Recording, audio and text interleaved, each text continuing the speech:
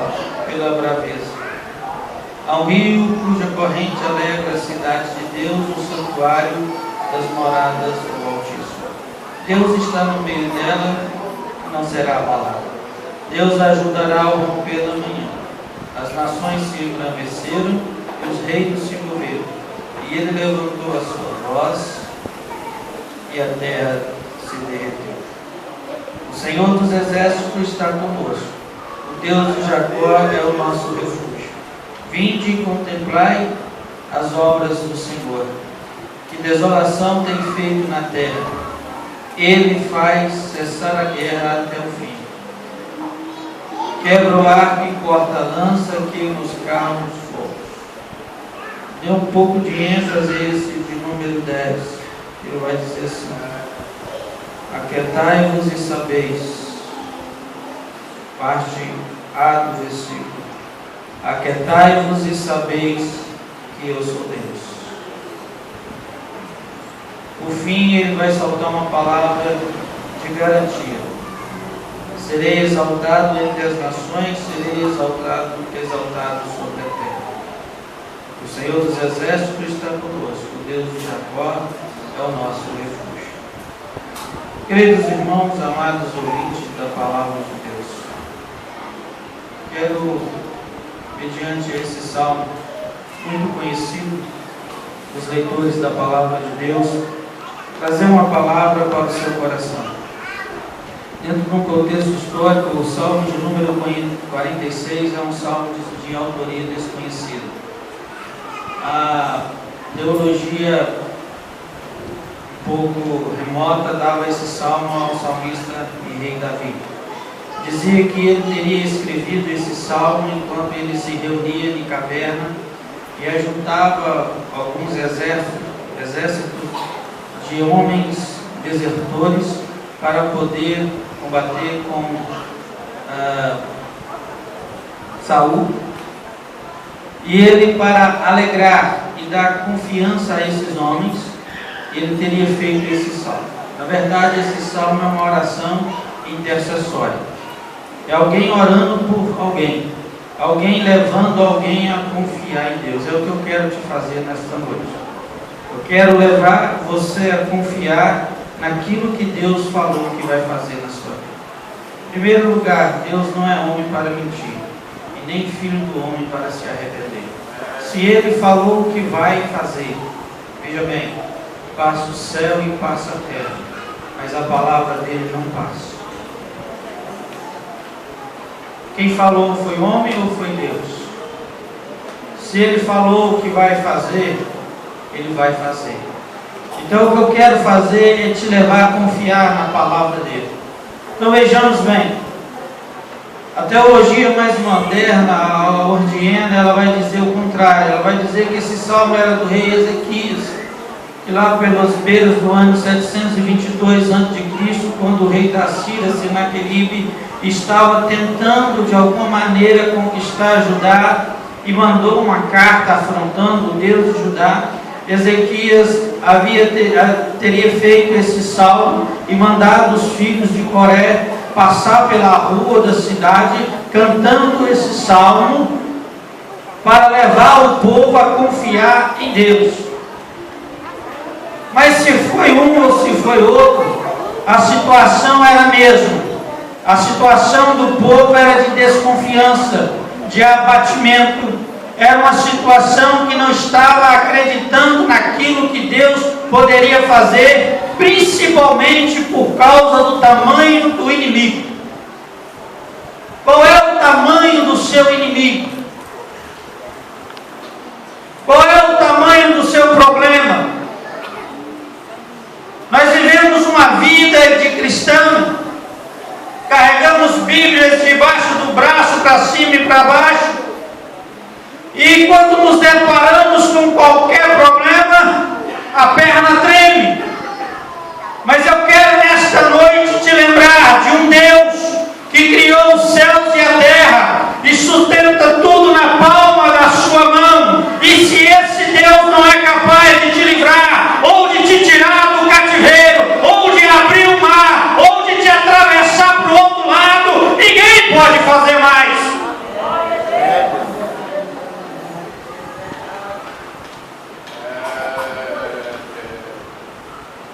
chamou foi homem. Quem te chamou foi mulher. Quem te chamou, quem deu a garantia, Ele te diz nesta noite: eu não me esqueci do que tenho te falado. Eu não me esqueci do que te prometi. E saibas de uma coisa: nenhum dos meus planos podem ser frustrados. E falando eu não vou agir, diz o Senhor aqui nesta noite. E prometendo eu não irei cumprir, diz o que tudo pode e o que tudo faz. Então vejamos bem. Ele começa dando 3 características de Deus. Ele diz assim: porque Deus é o nosso refúgio. Refúgio ou refugiado. Refugiado é aquele que sai de um país que está em guerra e vai procurar paz em outro país que não está em guerra. Refúgio ou refugiado é aquele que está precisando de um alento, é aquele que está com a alma amargurada, é aquele que não está mais aguentando, é aquela ou aquele que no decorrer desse dia, diz o Senhor, que não aguenta mais e que não sabe o que vai fazer. É aquela que perto do tanque, lavando a sua vasilha, diz o Espírito do Senhor, disse consigo mesmo: Deus, eu não sei mais o que fazer, eu não estou mais aguentando. Essa pessoa precisa de um refúgio, essa pessoa precisa de um descanso. E o Senhor diz nesta noite: eu sou o teu refúgio, você descansa nas minhas mãos.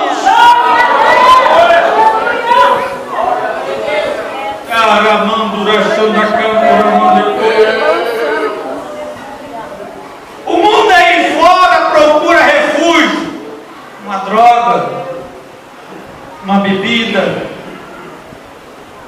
mas os crentes não podem fazer isso. Quando as coisas apertam lá, a gente vem para a casa do papai. A gente vem para a casa do papai porque aqui há refúgio para a alma abatida. Aqui há refúgio para a alma amargurada. Aí ele vai dizer mais: Ele é o meu socorro. Quem está precisando de um socorro? Você precisa de um socorro? Você sabe o que é socorro? Na verdade, deixa eu voltar um pouco. Ele diz refúgio e depois ele diz fortaleza. Aí eu falo para aqueles que acham que estão, você não está fraco. Porque a Bíblia diz que quando somos fracos, aí é que somos fortes. Mas se você acha que está fraco, você veio no lugar certo. Quem está fraco lá fora precisa de uma injeção de ânimo, um fortificante. Mas aqui você vai tomar aqui nesta noite um pouquinho do caldo da raiz de Jessé. Jesus quer te fortificar nesta noite. Sabe esses crentes que ficam olhando para trás? Antigamente eu orava tantas horas. Antigamente eu jejuava tanto tempo. Antigamente eu era alegrado nos cultos. O Senhor está dizendo: pega o seu ouvido nessa noite. Eu quero te fortificar como antes.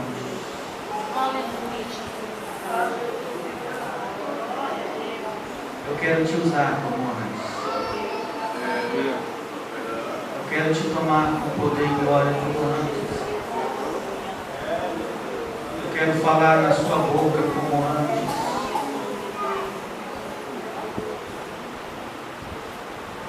Eu te fortifico nesta noite. O vento pode soprar, mas eu estou contigo. O vento está soprando, mas eu estou segurando nas tuas mãos. E o Senhor aqui nesta noite. E depois ele vai dizer assim: socorro bem presente na hora da angústia. Socorro é o último estado de uma pessoa aflita e oprimida. É quando ele reconhece que não pode mais. Ele já lutou com todas as armas que poderia usar, mas quando ele vê que não deu jeito, ele vai pedir socorro. Ele vai chegar perto de alguém e vai dizer: me socorre. E o texto diz assim: ele não é só o socorro, ele é o socorro bem presente. Eu sei que você já tem lutado muito tempo nesse seu casamento. Eu sei que você tem lutado com seu filho, até então você não conseguiu. Mas está na hora de você pedir socorro.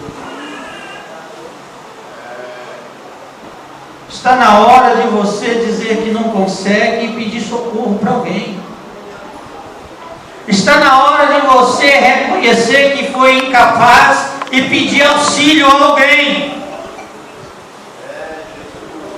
Está na hora de você dizer: me socorre, Senhor, me ajuda, porque eu tentei e não consegui.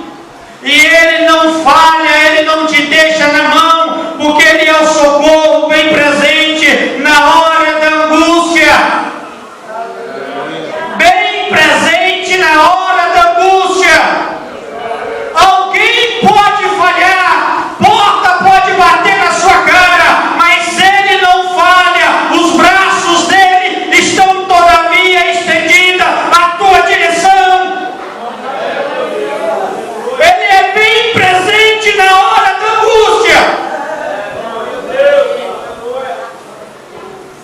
Engraçado que Deus é rico em misericórdia. Alguém pode estar pensando assim: mas Ele não vai me ajudar porque eu não fiz por merecer. Eu tenho vivido uma vida que Ele diz: meu filho, não é o que você fez, é o que eu fiz por você.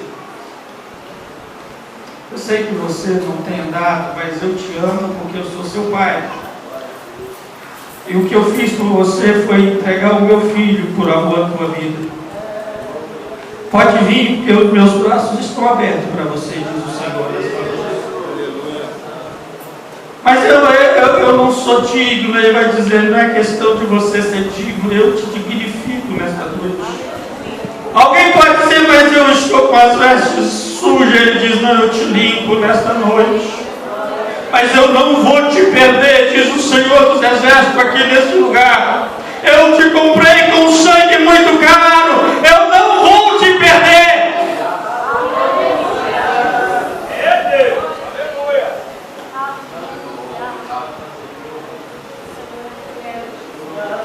Para ter certeza de que Deus vai te abençoar. O salmista começa a dizer coisas incabíveis de acontecer.